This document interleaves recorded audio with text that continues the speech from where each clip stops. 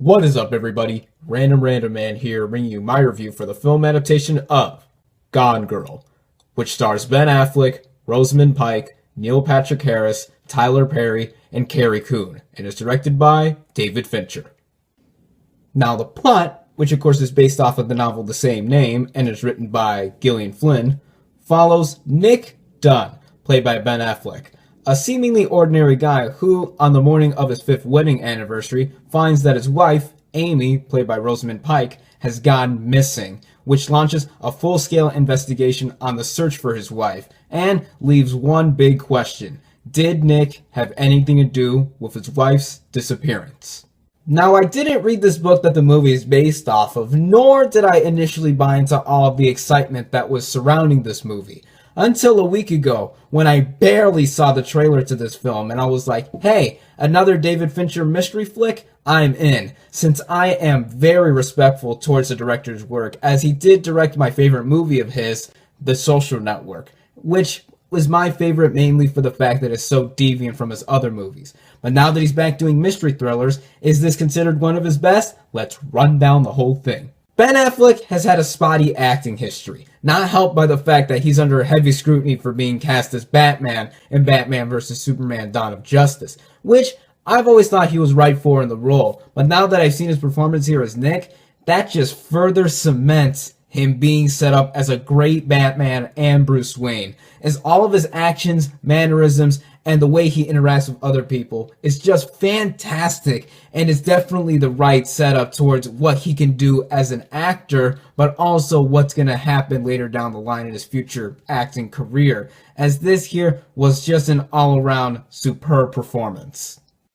Carrie Coon plays Affleck's twin sister here, and I just love her character in this movie, as the banter that she has between her and Affleck, and just for the fact that she is supportive of her brother even though he is put in a bad situation, really shows how much the supporting cast here really does elevate this movie to being such a realistic type of film in the mystery genre.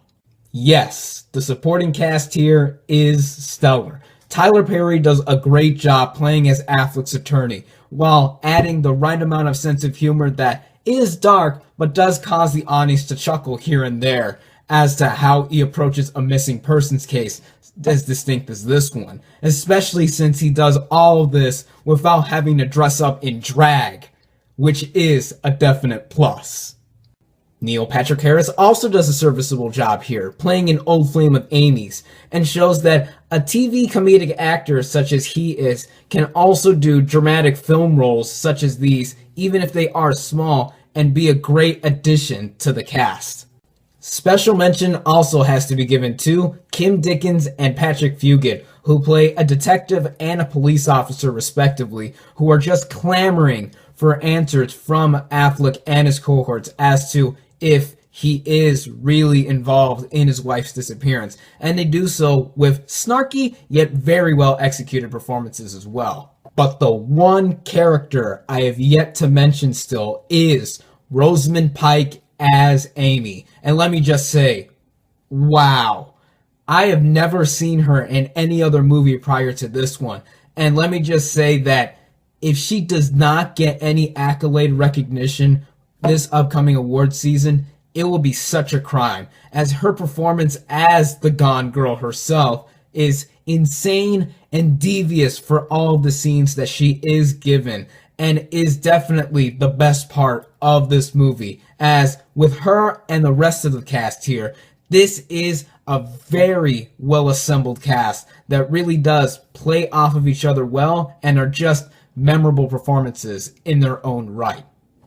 I gave a very brief plot synopsis to what this movie is all about in the intro, and the less you know about this movie going in, the better, especially if you haven't read this book the movie is based off of, as this is such a mysterious setup from the start, and you are led to believe many things from the onset, and it is just very enthralling to watch all these events unfold with new and old characters from the get-go. And I just love mystery thrillers like this where I don't know where the film is going from the beginning towards the end, especially since the first section of this movie is told in flashback, but once it does get going, it is a very, very engaging ride. This is not even mentioning all of the little things that increase this movie's enjoyment factor, from all of the shocking moments that occur towards the characters or with the plot and how it unravels, to even the music. Now, I don't usually mention the score of a movie that I am reviewing, but Trent Reznor and Atticus Ross have composed an eerie musical composition that accompanies the movie and its eerie atmosphere, very fittingly so, as it adds to a delightfully unbelievable film that will be a lot to talk about after the credits start rolling. The only thing that bothers me with this movie does have to do with the somewhat ambiguous ending that accompanies its conclusion, as the last 20 minutes of this film goes for a much more subdued and more slow direction than what was already happening with the fast-paced action that was happening all around from the first 2 hours, as this is a 2.5-hour movie. And I think this had to end this way given Fincher's style, and now knowing that this was a different ending from its book, I think this still will have more people talking once the credits roll. And it did not detract from my experience that I had with this movie, and that experience was just entertaining. Entertaining, that is the key word here, as this is definitely one of the most astonishing David Fincher films I have ever seen. Is it his best? Only time will tell, but this is definitely some of his most signature work that he has done in the past, and seeing his near-perfect track record so far, I think this will be hailed as one of the best movies of the year. My final thoughts on this movie are that even with the minor nitpick that I did have with it in the end, the final product here is such a fascinating piece of work to talk about that I don't know how much more praise I can give this movie other than that the phenomenal performances, especially from Rosamund Pike, the very intriguing writing and setup here, and just all other filmmaking techniques that are utilized here that I've yet to mention, such as the editing and the cinematography, makes this one of my favorite films of the year so far, and one of David Fincher's best. I highly recommend this movie. My final verdict for Gone Girl is 4.5 out of 5 stars. Thank you all, as always, for watching. Be sure to like this video, comment on what you thought of Gone Girl, subscribe to my channel for more, and I'll catch you on the next movie review.